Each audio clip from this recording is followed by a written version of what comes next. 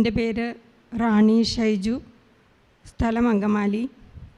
ഞങ്ങളുടെ വിവാഹം കഴിഞ്ഞിട്ട് 14 വർഷമായി.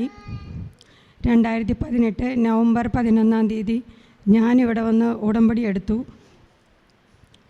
2019 ഒക്ടോബർ മാസത്തിൽ ഞാൻ ഗർഭിണിയായി. ആ മാസം തന്നെ 1 മാസം കഴിഞ്ഞപ്പോൾ ഞങ്ങളോട് ഡോക്ടർ പറഞ്ഞു 3 കുട്ടികളാണെന്ന്, കൂടുതൽ കോംപ്ലിക്കേഷൻസ് ഉണ്ടാവും, അതുകൊണ്ട് ഒരു കുട്ടിയെ വേണ്ടാന്ന് വയ്ക്കാൻ പറഞ്ഞു.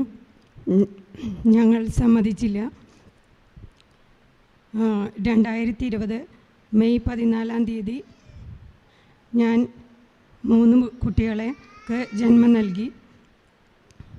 അത് മാതാവിൻ്റെ അനുഗ്രഹം കൊണ്ടാണെന്ന് ഞങ്ങൾ ഉറച്ചു വിശ്വസിക്കുന്നു.